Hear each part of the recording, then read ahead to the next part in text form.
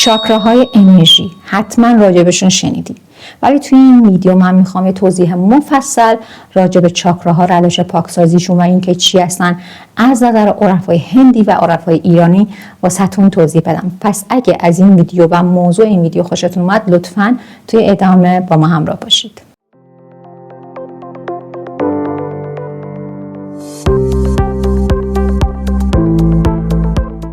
سلام، من پری هستم، به اینجا کانال برمودا نیوزه.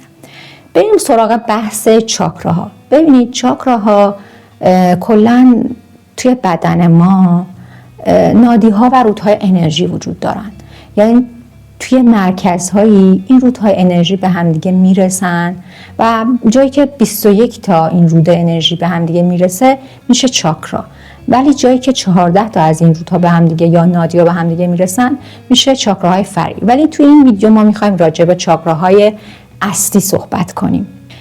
چاکراها همونجور که گفتم رودهای انرژی هستن. توی زبان سانسکریت چاکرا به معنی چرخه و گردونه انرژیه.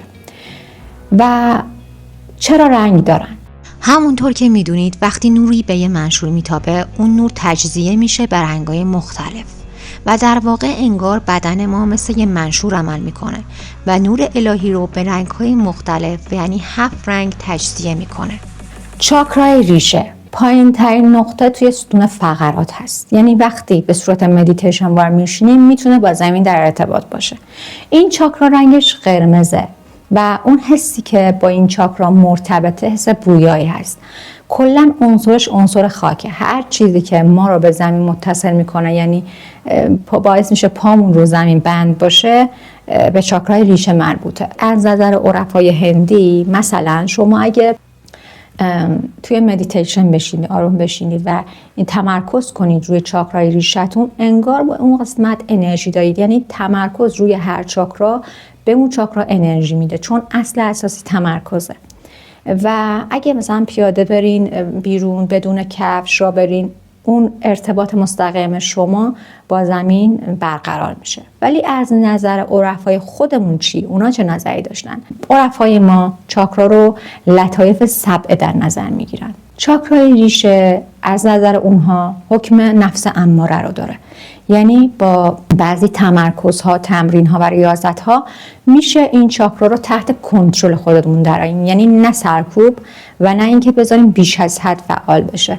یه ریاضت‌های خاصی باید تحمل کنین تا این چاکرا توی تعادل قرار بگیره و از تعادل خودش خارج نشه. چاکرای دوم ما چاکرای خاجیه و دومین چاکرا از پایین هست، رنگش نارنجیه و مانتراش وام هست و عنصری که با این چاکرا در ارتباط عنصر آبه و حسش حس چشاییه و با عواطف و احساسات و شهوت‌های ما در ارتباطه و یه جورایی ادامه نسل رو در واقع تقویت میکنه.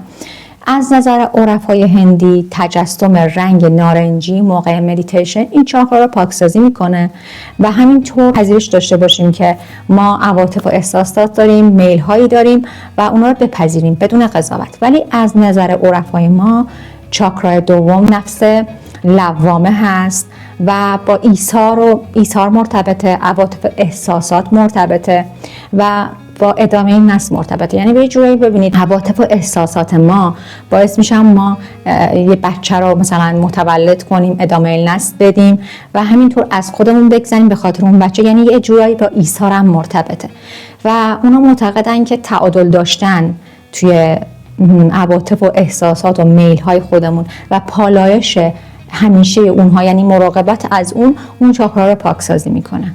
چاکرای سوم چاکرای خورشیدیه. عنصرش عنصر آتیشه و با حس بینایی ما در ارتباطه. عرفا معتقدن که حس اعتماد و قدرت مربوط به این چاکراست و از نظر عرفای خودمونم این چاکرای نفس مطمئنه نامگذاری میشه و اینجوری پاکسازی میشه که اراده الهی رو مرکزیت قرار میدن، یعنی مطمئنن تقدیر الهی وجود داره و هست و با شجاعت مسیر تقدیر خودشون رو سپری میکنن. ولی از نظر عرفای هندی پذیرش اعتماد به نفس، پذیرش قدرت این چاکرا رو پاکسازی میکنه. مانتراش هم رام هست. رام چاکرای چهارم چاکرای قلب، رنگش سبزه، بالای چاکرای خورشیدی قرار داره، مرکز عشقه. از نظر عرفای خودمون اسم این چاکرا لطیفه قلب یا قلب لطیف است. عشق به خودمون، عشق به خلق، یا مثلا هنرمندی، شعر و شاعری، علاقه به طبیعت، همه اینا از مرکز قلبه که تراوش پیدا میکنه بیرون. یه جورایی وقتی مثلا شاعرای ما مثلا مثل حافظ و مولانا از عشق صحبت میکردن، آدم یه ارتباطی بین شعر و قلب متوجه میشد و واقعا الان میبینم که چاکرای قلب به شعر و تجسم و هنر ارتباط داره. عنصرش هواست و با حس لامسه در ارتباطه و همینطور مانترای اون یام هست و با تکرار مانترای یام میتونید این چاکرا رو پاکسازی کنید. چاکرای پنجم چاکرای گلوه، مانتراش هام هست. تکرار و تمرکز هام و بستن چشم و تمرکز رنگ آبی این چاکرا رو پاکسازی میکنه. این چاکرا با عنصر اتری در ارتباطه و اون حسی که به این چاکرا مرتبطه شنواییه، یعنی میشنوی میگی، یعنی یه جورای ارتباط داره به حس شنوایی.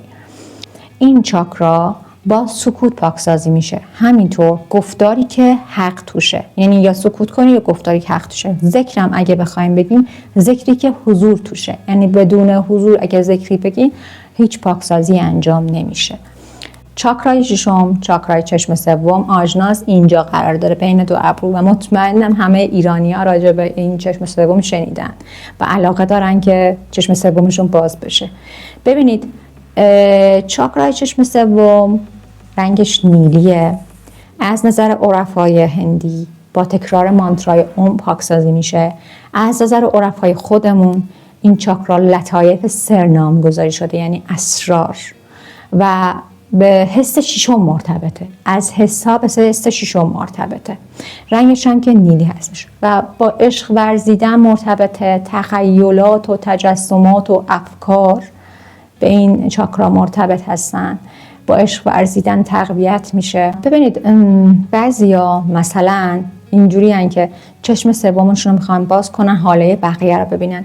ببینید دوستان بعضی چیزا بد جا افتاد. آخه حال کسی رو دیدم چه ربطی به آگاهی و مسیر آگاهی ما داره؟ خوندن ذهن یکی دیگه چه ربطی به آگاهی ما داره؟ چه آگاهی واسه من اضافه میکنه توی مسیر کمالم؟ واقعا تا حالا پرسیدین؟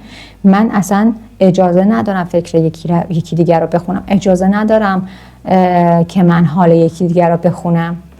و نهایتاً چاکرای آخر چاکرای تاجی هست. توی ملاج سر جایگاهش، رنگش هم طلایی هم سفید هم صورتی، هر سه تاشو میگن و اینجوریه که به نیروی مقتدر الهی مرتبطه.